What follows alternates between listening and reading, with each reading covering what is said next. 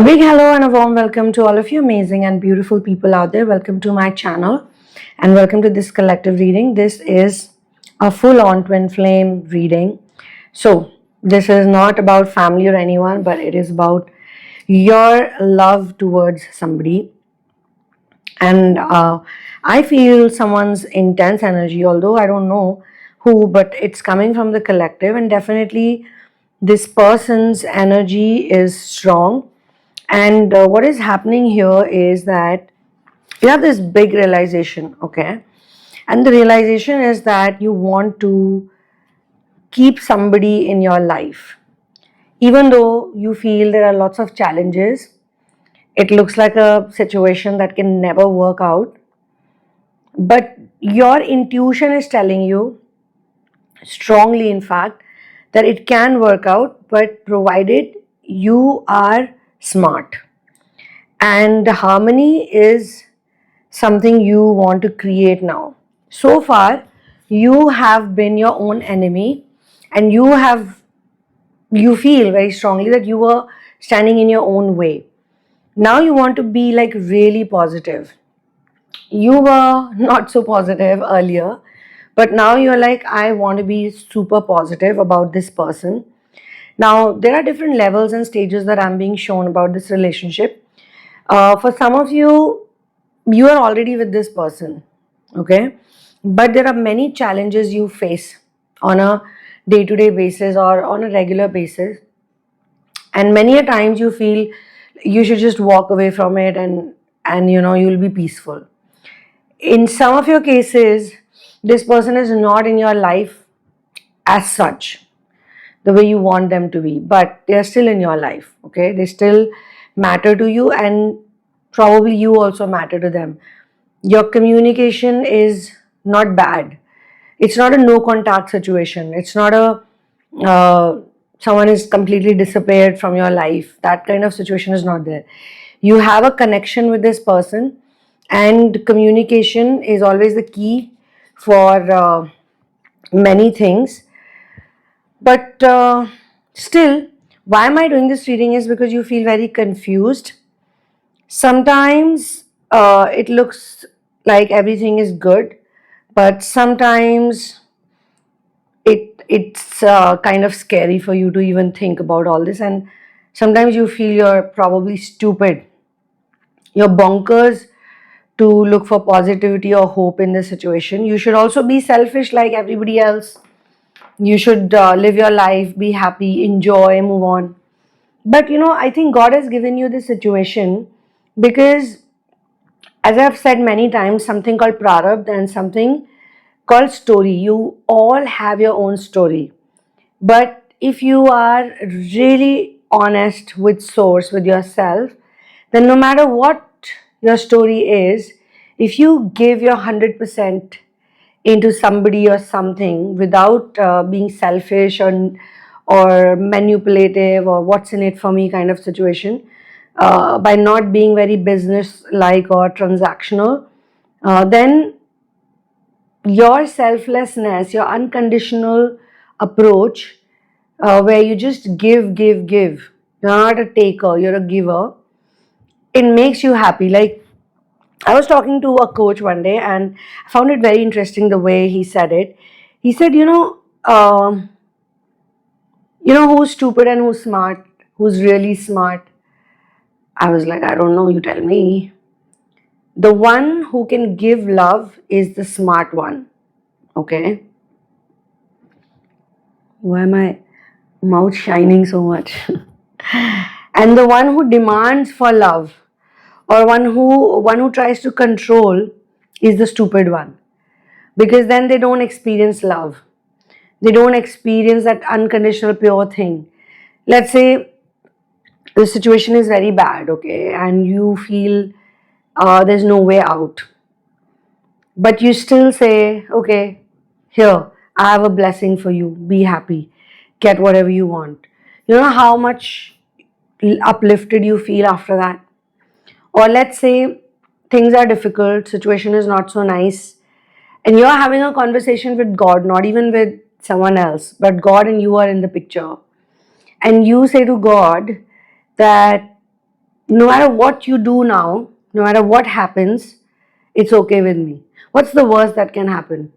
Already I've seen so much, already I've faced a lot.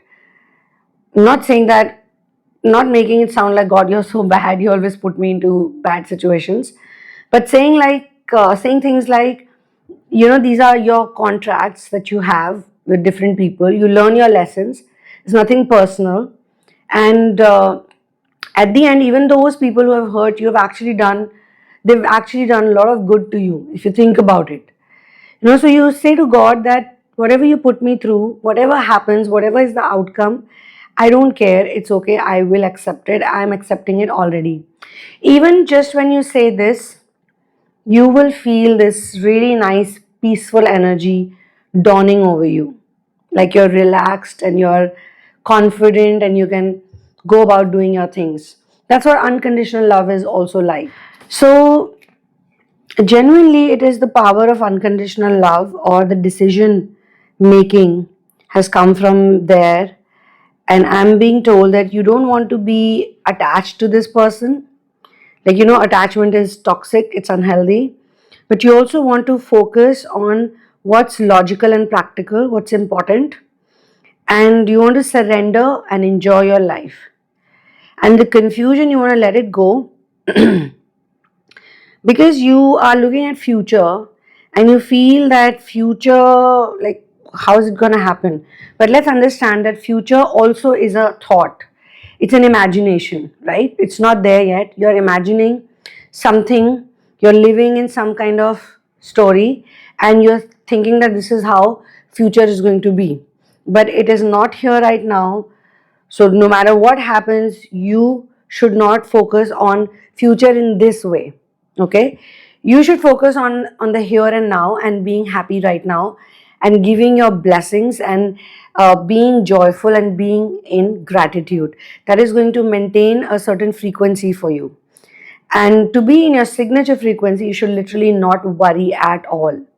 Not worry at all. Automatically, you'll emit love and confidence and peace. You do want to make it work. You want to be smart about it. You know why? Because this person matters to you. You like this person or you love this person. You want them to be around you. And, you probably are not doing it one-sided. You see that the other person is uh, also wants to talk to you or be nice to you, or they don't want the negative energy, they want the positive energy, they want the growth. I mean, everyone has different ways of seeing it. Everyone, some people are caught up in things that they were just meant to be in, and you have no role to play over there. Your role is giving them the best energy, the positive energy that they should get from you, that can help them thrive. Wish well for them, be happy for them, encourage them. It's not always necessary that you have that tag, that this tag has to be there. In a romantic, very intense romantic relationship, like you're under the same roof, because I have lots of twin flames like that. I'm working with them one on one. They are married, they're under the same roof, or some kind of very strong public commitment they have. Some of such people, some of you who resonate with it, socially, everything looks very nice. Socially, it looks very prim and proper, like you've got everything figured out. But maybe personally, you don't feel the same energy. So, until now, you were still confused, but you didn't have this realization. Now you have this realization that this is what I want, and I'm okay with it, and I will focus on it. I will give my energy, positive energy, to this so that it grows, it becomes better. And at the same time, you want to surrender, you want to fully let go, because all of the pain that you're going through, all the suffering, all the misery that you're going through is happening because you're trying to take control. You're trying to control everything. You're not going by the guidance or the intuitive energy or the way you feel. Like letting go is so calming, it is so peaceful, it is so energizing. Like when you're not doing anything, when all you're doing is mentally also I don't want to think about this. This thought is not for me. Because you can analyze, right? This thought is making you upset or agitated, or this thought is really giving you comfort. Now, yes, you can work with me because I use a number of tools, EFT, I use journaling, I use when we talk, that is something that the masters give to you. It's not something that you can actually just learn from some college or institute. There's an intuitive energy that I pick as to where to insert that push or that positive element in order to bring the person out of their confusion and misery. A lot of hypnotists do it too, but they've probably done it through studies and they've gotten certified and blah blah blah. But in my case, it's always been my masters, and all credit goes to them. So there are certain techniques I use. Some are very, very scientific, some are a bit psychological, but my work is not into the certification and validation. My work is more about being very natural and using the tools that are literally developed by sadhana and by grace. I would say sadhana is required because you need discipline, and you know what, universe and masters, they put you in discipline. It again is not something that you can brag about, or you can say I did it so I got it and blah blah blah. No, I think personally very strongly that everything is done by them. When to put a person in discipline, when to send them to a retreat, when to put them into silent meditation for days and days. Like, how can a normal person for 20 days not talk? How can a normal person for 20 days or 30 days just meditate for 14 hours, have one meal, lose all the fat, all the weight, and not talk to anyone, not feel like talking? It's all done by the higher beings, ascended masters. Without their grace, nothing is possible.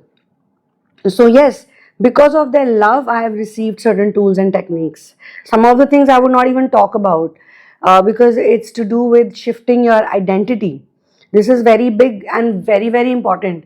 How to shift your identity, how to shift from your given frequency, which is troubling you so much in the moment. I have seen people while communicating to them that they are extremely triggered, very angry, they're in a very low frequency, they have some entity attachment as well, and they just cannot get out of it.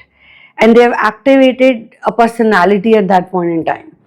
And I think some of the people are so intelligent, they probably are aware about it. In some cases, they are aware about it.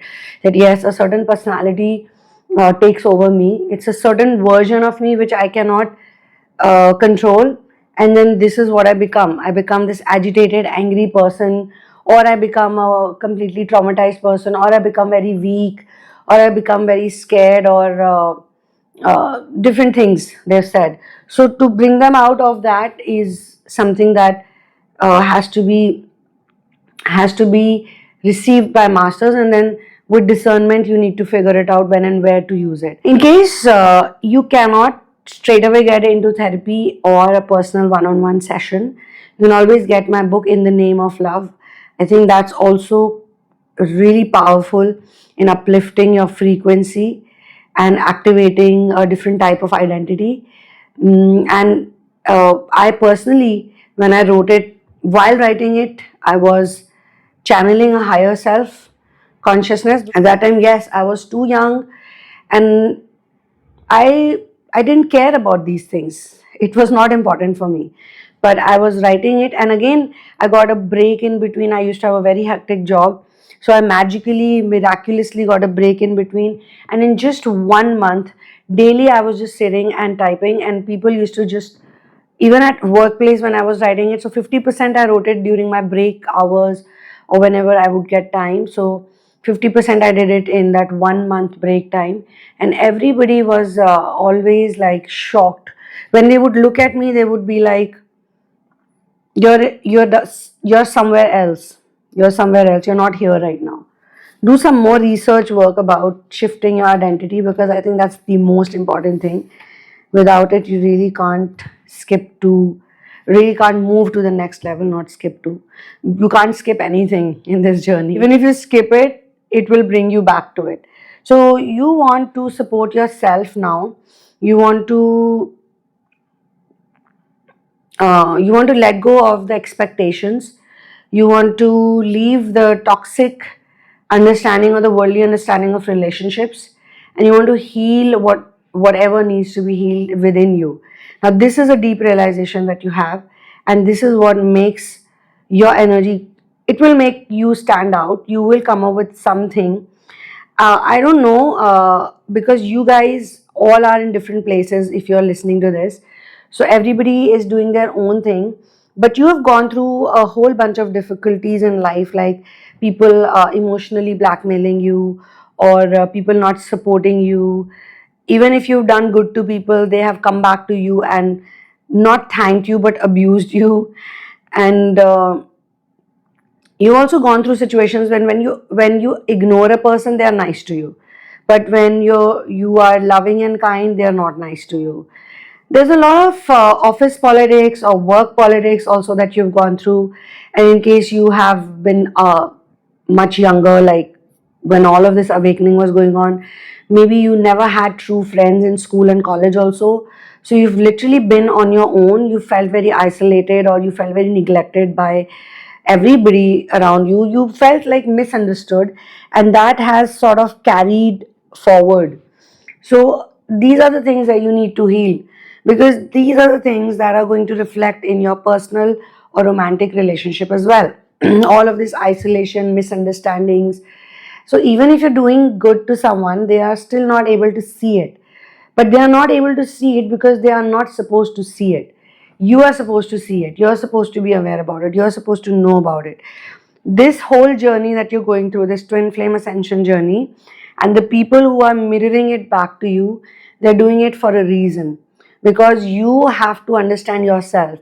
In order to connect with your ultimate soulmate, the ultimate soulmate concept, which is Ardhanarishwar, which is Shiva and Shakti in union, which is opposite polarity coming into union, divine masculine and feminine, the Ida and Pingala, which are literally opposite energies, polar forces, but also identical at the same time.